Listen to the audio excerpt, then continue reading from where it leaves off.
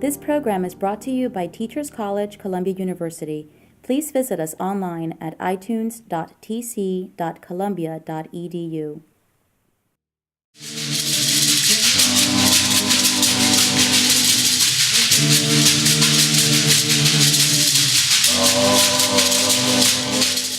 It likes to walk around, and I usually don't use a mic very well, so I'm going to try my best to stay in my box here, but I may move to the side. And I'm so glad and tickled to see so many young people here, because this is going to be a very, very informative presentation and panel presentation, and I'm going to kind of a health advocate for oral health awareness and a health educator.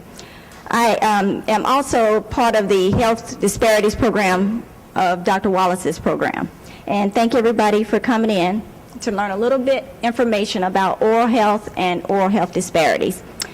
Before I start, just to kind of get you guys going here, and you're wondering, what does oral health have to do with anything? So here's why this is a very important area of health care.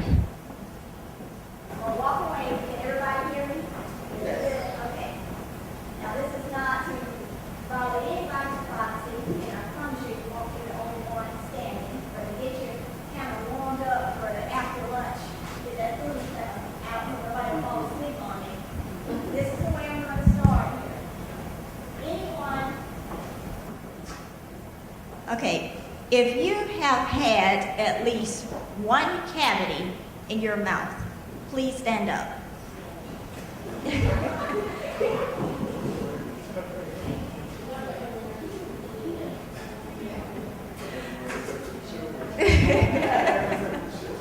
Okay, all right. I won't even ask about gum disease because we have enough people standing. And the point I want to make with this is that if you look around the room, almost the entire room is standing with the exception of maybe one or two people, one or two or three people.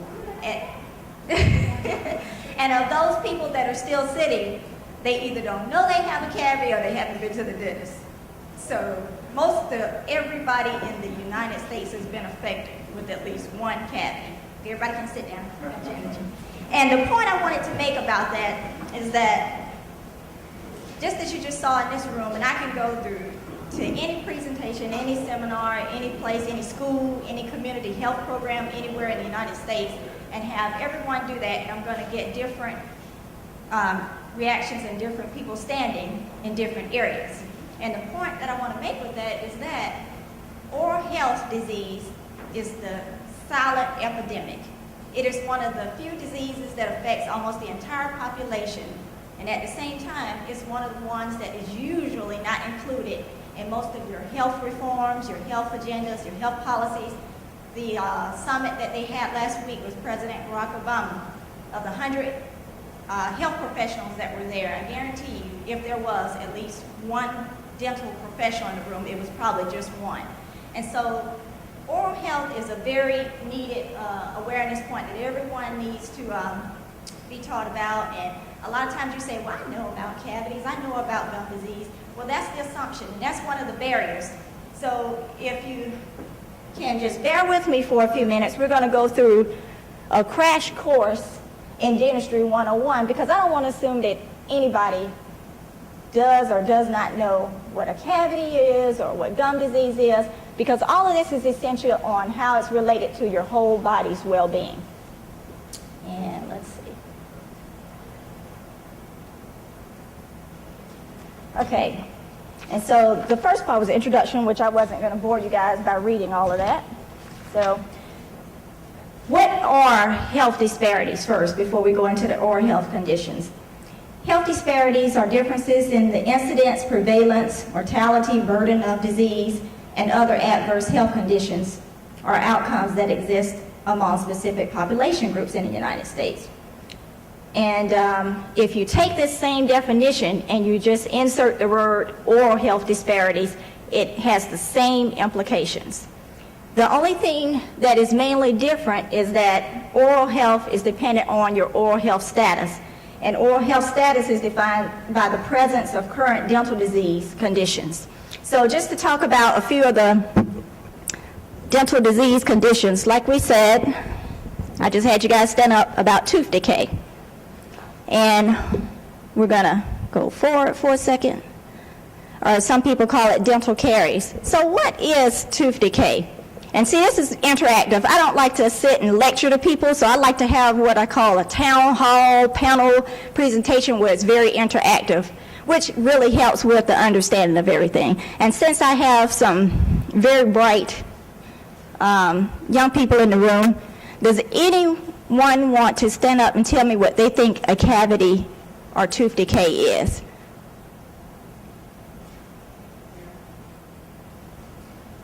Not to put anybody on the spot, and if everybody's a little shy, that's fine. I can tell you what a tooth decay is. No volunteers? Okay, well, we got to go on because I got to get through this. Oh, we got one. Okay.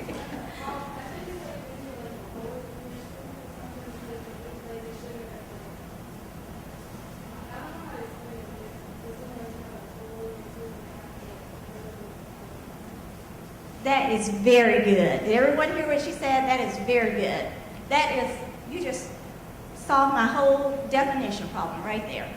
And that is basically what it is, but for you more older or seasoned people in the room, a little more scientific explanation is basically what she said, but tooth decay is basically active disease process, which is a destructive process of tooth structure, whether it be the outside of a tooth, which is the enamel, going into the inside, or in the root surfaces.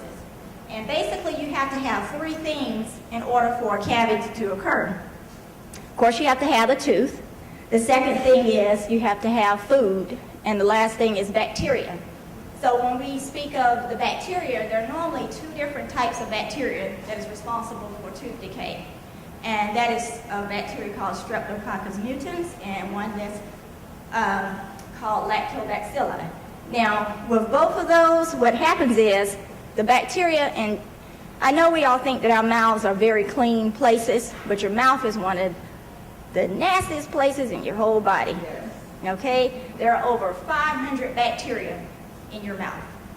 Some of them are what we call good bacteria because they're fighting different things, and some of them are, of course, bad bacteria. The thing is, when this bacteria, which is transmitted through your saliva, it attaches to a little sticky pellicle on the teeth called plaque. And when this bacteria in this plaque gets on the teeth, now you start to eat and you start to digest carbohydrates, and the carbohydrates are broken down into sugar. And it produces an acid called lactic acid. So when this acid gets to the teeth and it starts to corrode the teeth, teeth are in a state of demineralization or remineralization for a period of time. So sometimes you can go to a dentist and dentist may say, you just have a little bitty small cavity, so I just want to kind of watch it. That means that cavity is still able to remineralize itself. The pH in your mouth, which is a very acidic place, if that pH gets below 5.5, then the tooth's ability to repair itself is not going to happen anymore. That cavity ends up getting deeper, deeper, until you end up having pain.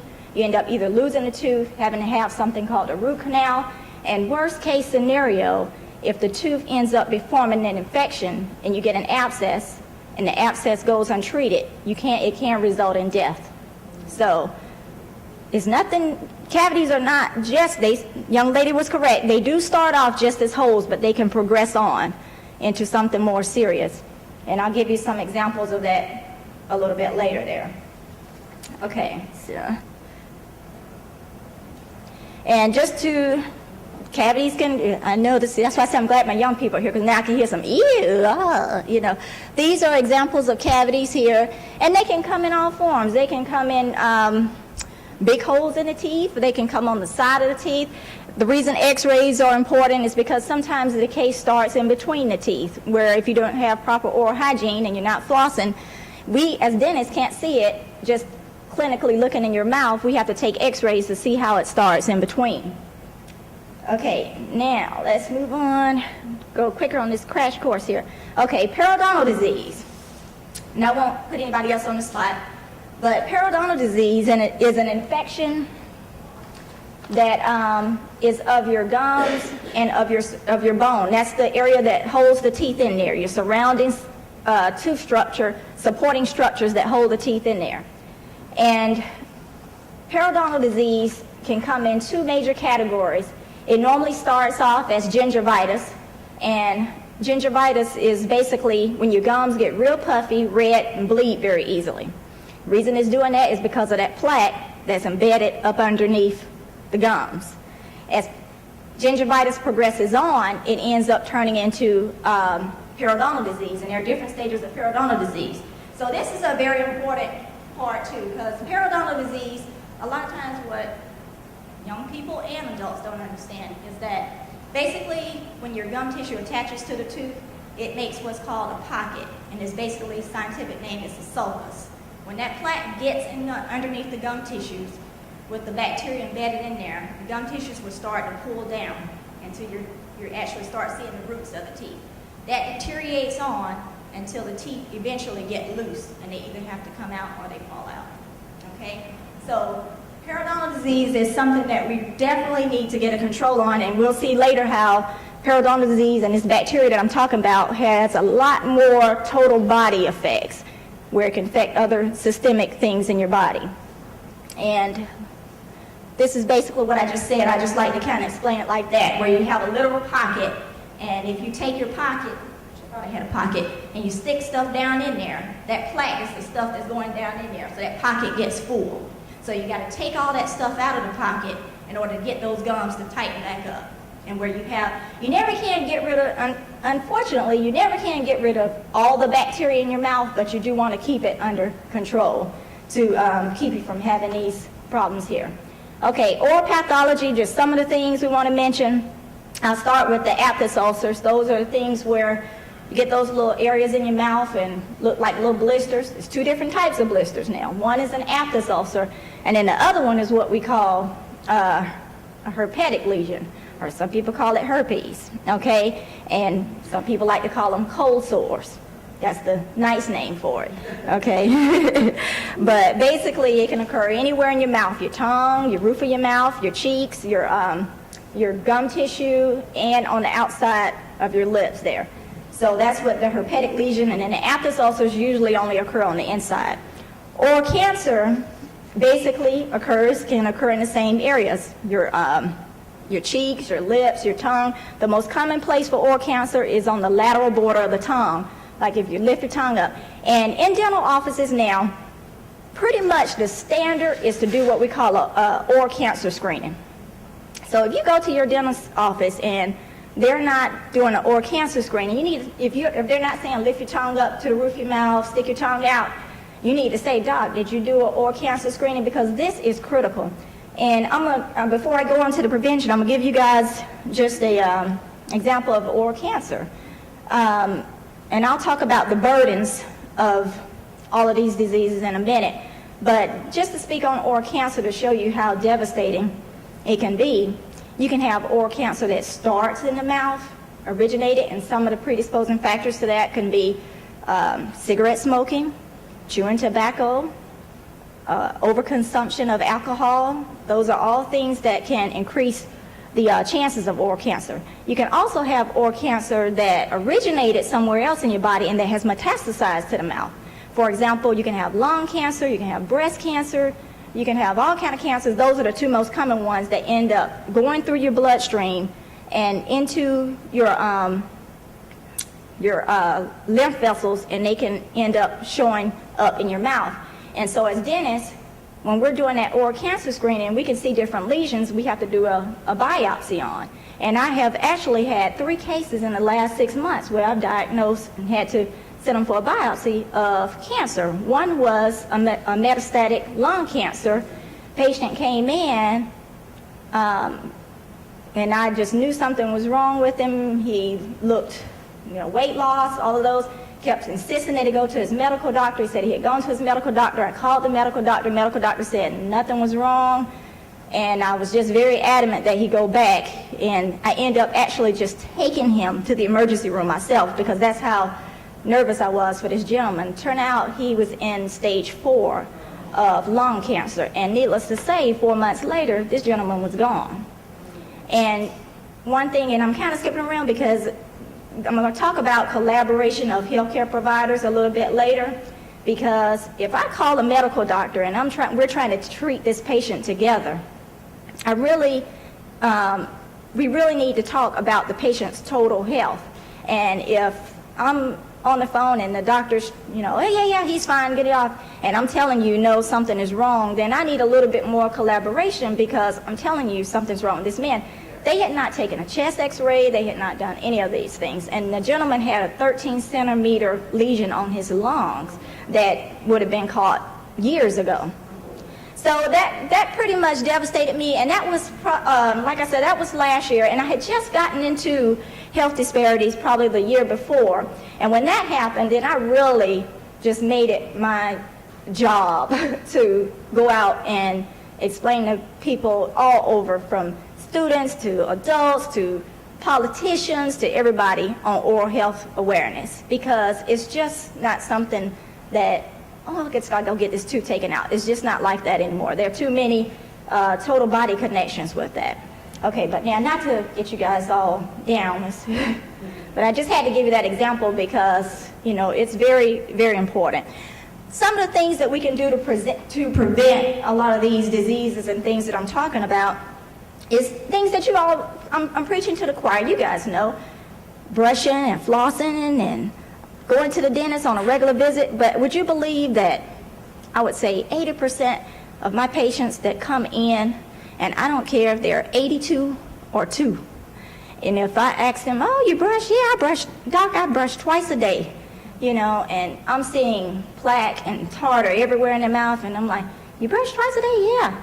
And you would not believe how many educated people, and we're going to talk about stereotyping, but it's just like, you would think that you can't assume that everybody knows just the basics, because most of them were not brushing the right way. They were brushing 2 and 3 and 4 times a day, but they weren't brushing the right way.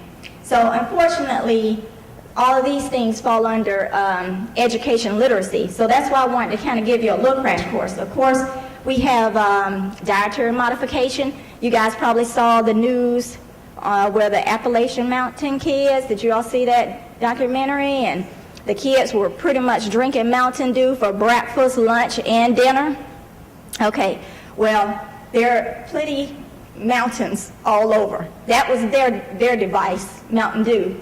In Georgia, sweet tea and Kool-Aid, so everywhere has their Appalachian Mountains, that's what I like to call it. But actually, the dietary controlling the sugar intake, because remember I said you have to have those 3 ingredients: the tooth, food, and the bacteria. And not just any food. It has to be food that's carbohydrates where it's broken down into those sugars. So if you decrease your sugar intake and, of course, decrease the bacteria count in your mouth, then the likelihood you're going to be like the young lady that didn't stand up. You won't have any cavities in there. And since the 1970s, dentistry has come a long way with prevention, and we have seen a decrease in the number of oral disease like tooth decay, but unfortunately certain population groups are still getting left behind. And a lot of these changes that have come where we've seen improvements is due to things like dental sealants. And basically dental sealants is like a little protective coating that go on your permanent molar teeth for young people to keep them from getting cavities later. For us older people, it's a little too late for the dental sealants, but we like to try to catch the young people early with the sealants so they don't have to go through what we went through. Of course, fluoride, water fluoridation has been a godsend because unfortunately it's not in every community, which is part of why we have disparities. But water fluoridation is one of the reasons we have decreased decay since the 70s. And of course fluoride, fluoride varnishes, fluoride toothpaste, all those things like that. So moving forward real quick here, if we talk about oral health disparities, there's 2 groups I want to talk about. As far as adults, well, let's just start with the kids while I look for my adult thing here. There are certain population groups that increase risk for tooth decay with kids, and they are as follows. The following infants and children are at risk for tooth decay. Infants and children living in communities without fluoridated water, which is what I just said. Infants and children from families with low incomes. Infants and children from some racial and ethnic minority groups. infants and children with limited or no dental insurance, infants and children whose parents have less than a high school education, infants and children with special health care needs. For example, those who have developmental disabilities like Down syndrome or cleft lip and palate. So these are some of the health disparities, some of the burdens and some of the reasons for the disparities with kids. Okay, with adults, and we'll talk about statistics. As far as dental sealants, less than 40% of African American children receive dental sealants as compared to 60% of white children usually receive dental sealants. So the reason that is mainly it's a couple of different reasons. Of course, number one, sealants are not free. And so when you go into the low, the different barriers like socioeconomic status and things like that, and then, of course, since it's a preventive mode, you would think most dental insurances cover it, but we're going to go over all that in just a second too, so I'm going to answer that in a little bit more detail here. African American males of course, have the highest incident of, remember the oral cancer that I was just talking about? They have the highest incidence of oral and pharyngeal cancer. And by the way, I told you I diagnosed 3 cancers in the last 6 months. All 3 of those were African American males. So, and I have a diverse population, so I look for and screen everyone, but that's just to give you an example of how prevalent that is with their. Of course, higher levels of gingivitis and periodontal disease were seen in African Americans as reported to whites.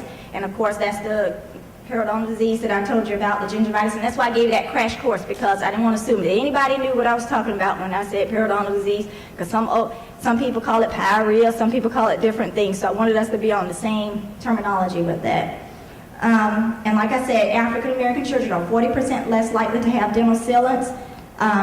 Employed Hispanic males usually receive, now, and this kind of confused me with this statistic, but it said employed Hispanic males usually have less dental care than whites.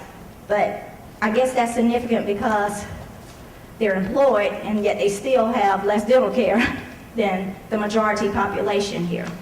Okay, let's see. So the disparities do exist, even though we have come a long way with our dentistry and improving the health. But like I said, it's just certain populations that are still being left behind with that. So if we talk about the barriers, now what I'd like to say is that, in my opinion, what is the difference between disparities with the rest of the medical health versus oral health? The biggest thing that I see is the biggest barrier to access is what we just said, insurance coverage. Because most of your population, they're going to have some form of medical coverage, although you see the statistics with that where a lot of the population do not have medical insurance as well. But with dental coverage, just to give you an example, and some of you all in here may be aware of this from your particular jobs. Most of the time, if you have dental coverage, it maxes out at a very low amount per year, okay? And so, unfortunately, dentistry has changed so much that it's not just taking out teeth. You have to do these treatments and processes to get rid of the periodontal disease, like deep cleaning, scaling, and root planing, and these procedures. And unfortunately, by the time you get your deep cleaning done, your insurance is maxed out, and then you can't get your fillings done. And so, if you're honored enough to have the dental insurance coverage, it's basically, we don't even like to call it coverage in the dental community. We just call it an extra benefit. And for those who do not have any dental coverage at all, you either have to resort to Medicaid and Medicare. Medicare doesn't cover dentistry, so Medicaid is a whole nother governmental issue with that. So if you have Medicaid, they're not paying for all the treatment. With adults, they're paying to have your teeth taken out, and that's basically it. There's one group with adults that is covered a little bit more, and that's That's with mothers, and actually with prenatal mothers. And the reason being is because the prenatal connection between mothers and preterm babies. And you guys have probably heard the research on that, and what happens with that, that's one of the barriers as well, because when you're trying to get access to care as a expectant mother, if you do not get your teeth clean, the bacteria that's in your mouth, they form an ingredient that actually initiates labor. And so that's why you're having a preterm labor. So there are a lot of medical interactions, cardiovascular disease, there's a heart connection with the oral health, there is diabetes, and quite a few other things. Okay, lack of insurance coverage, like I said, is one of the biggest things.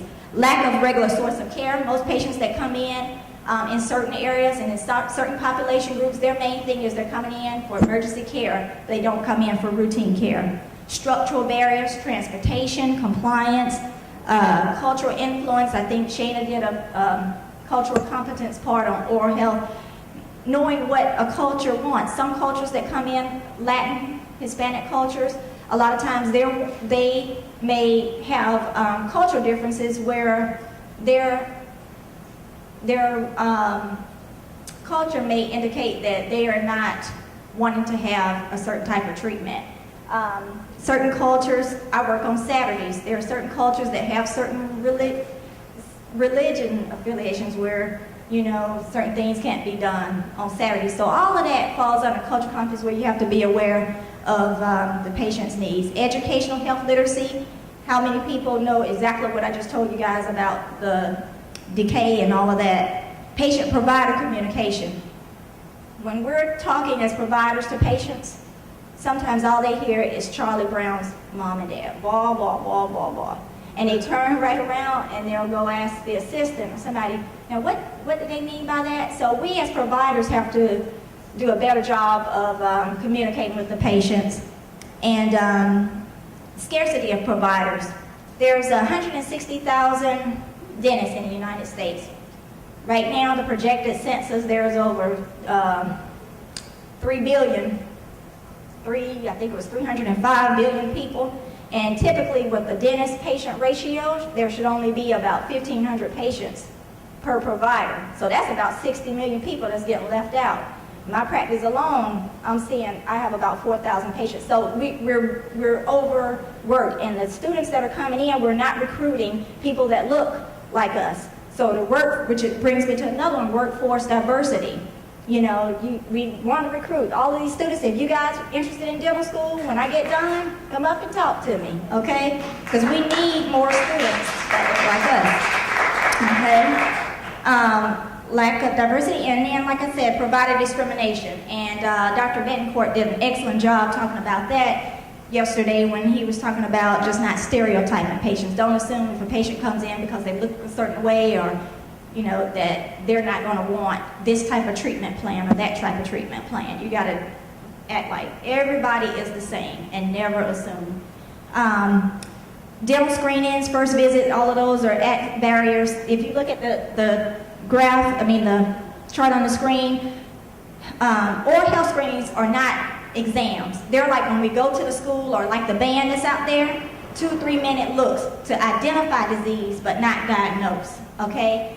Right now, only 12 states have mandatory laws of screenings, and those are the ones that are up there. One of the things that we need to do as a breakthrough is mandate more states to do these oral health screenings, okay? And I'm almost done here. Recruitment and retention, like I said, more diversity in the workforce. Healthcare providers collaborate more, like I gave you that example about the doctor not calling me back.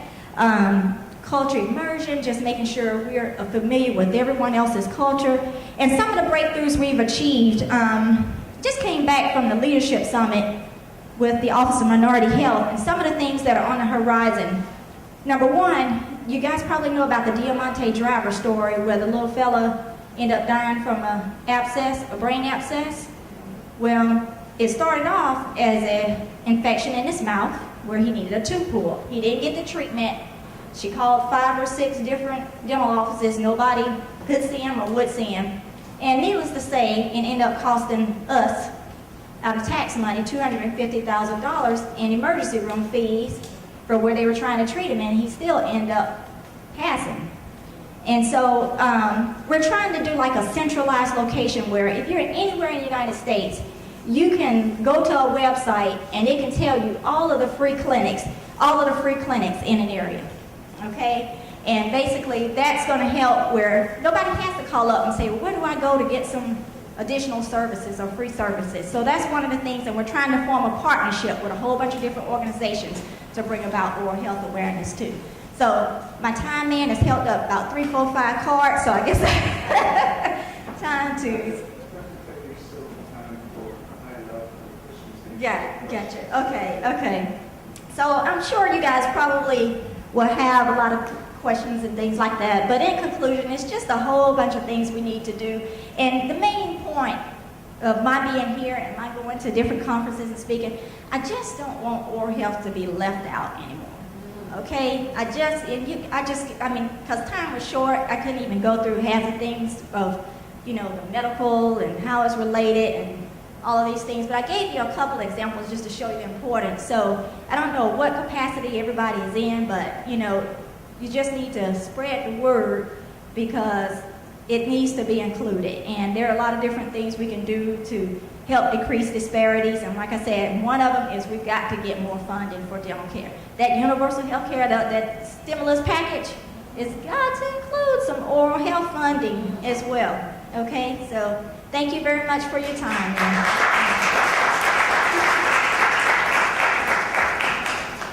Yes, ma'am.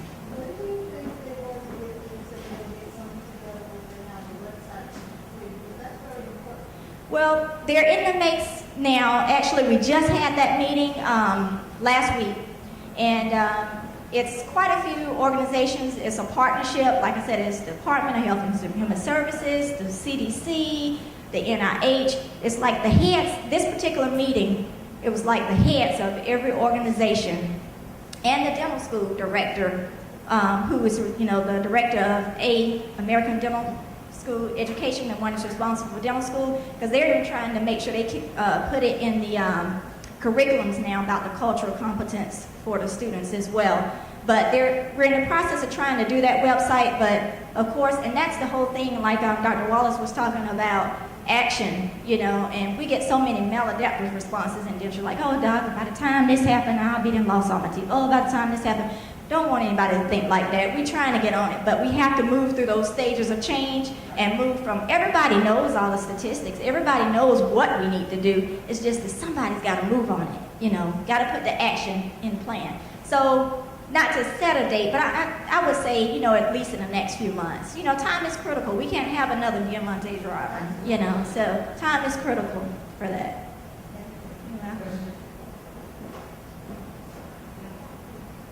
Yes.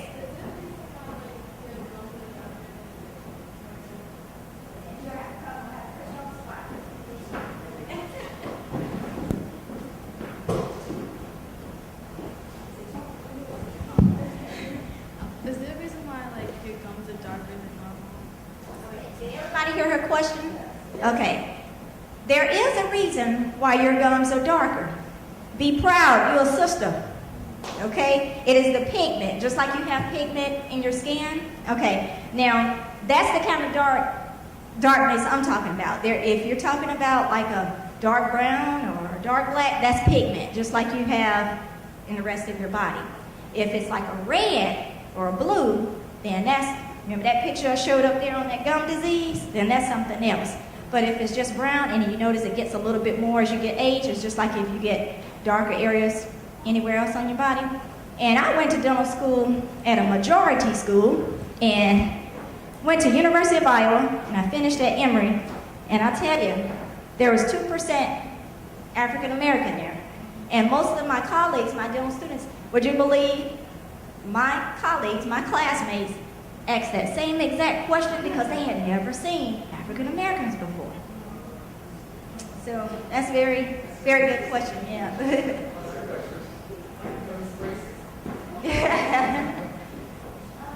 As far as the oral cancer, could you pass that on to your partner or your kids? Oh, you guys are asking some very good questions here. Okay. You remember how I talked about different types of oral cancer? The ones that are originating from the mouth, those are usually not transmitted. Okay? You know, there's one that I didn't mention because we're kind of running with time, but there's a new cancer. Well, it's not new, it's been researched for a while, and it's spread by a virus called HPV. You know what that is? It's called the human papillomavirus. Okay? And normally, you know, that causes cervical cancer. Okay? For females. Okay? Because everybody's, they're going to be like, what? Cervical cancer.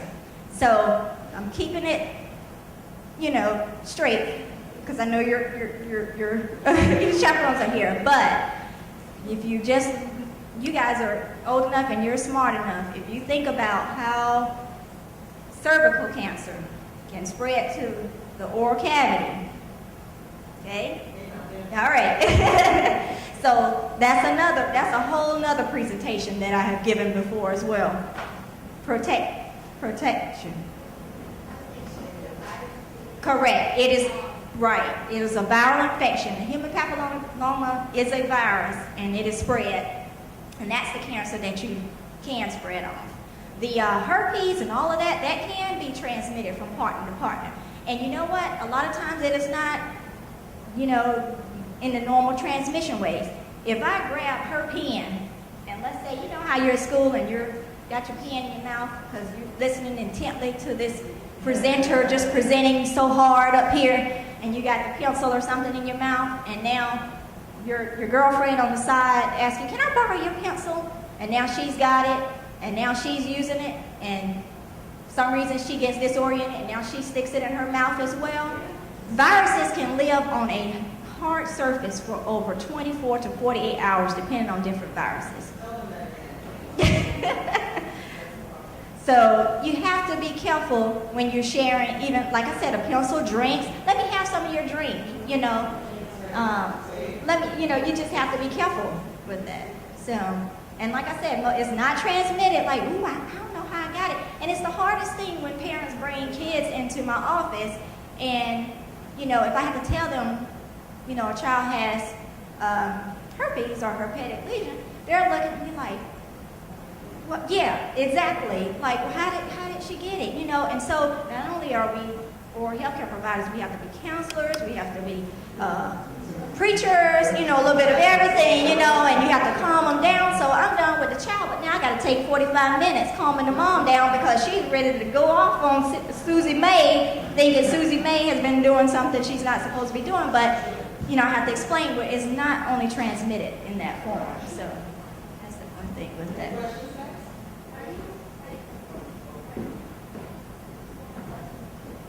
Are you in New York or you're in Georgia right now? I'm in Georgia, Atlanta, Georgia. Yes. So you can come on down.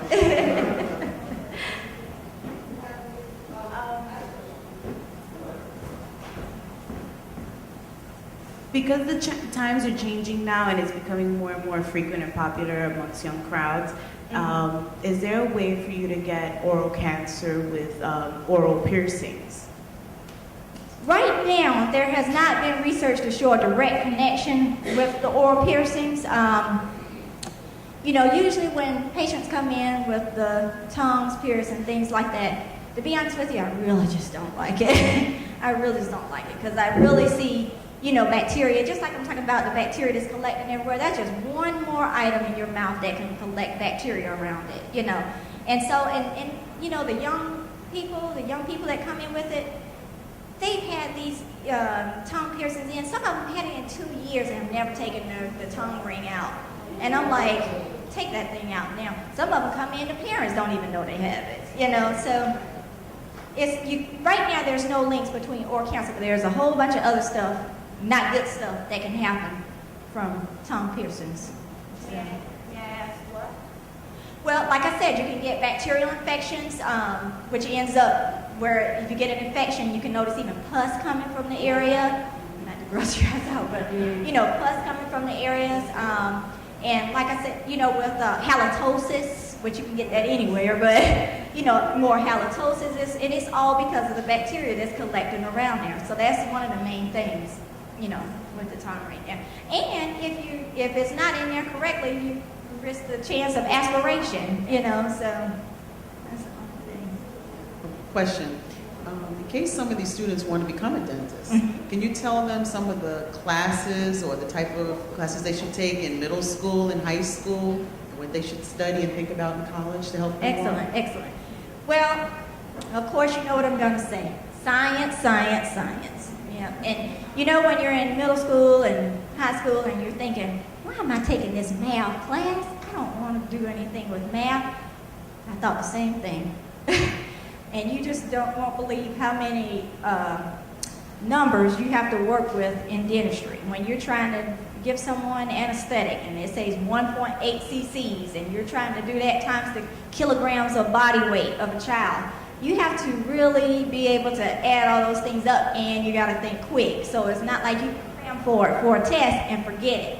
It's stuff that has to stay up there. So if you're interested in any healthcare field, you know, take as much science as you can, take your math, and not just science and math, because you know what, we're looking for well-rounded students now. Take your social studies, take your electives, all of that, because all of that, believe it or not, like I was just saying, I mean, you're not just going to be a doctor, a healthcare provider. All kinds of training are going to come up. So, you know, take as many science, math courses, but be sure to stay well-rounded. And you know, a lot of times with dental schools and medical schools, they're not just looking for 4.0 GPAs. They're looking to see that you participated in a trip like this, you know, extracurricular activities. They're looking for the whole package now, and it's competitive. You know, it's competitive. So you have to make sure you just do a whole bunch of things so you'll stand out more so than everybody else. Okay, so. Any more questions?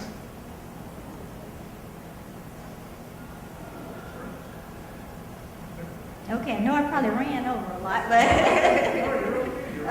okay, good, okay. Any more questions? Okay. Thank you all very much, and like I said, if anybody, yes, I do. Okay. Thank you all very much, and I hope it was informative, and I hope you have a little bit more appreciation and awareness of oral health now. Thank you, Dr. Taylor.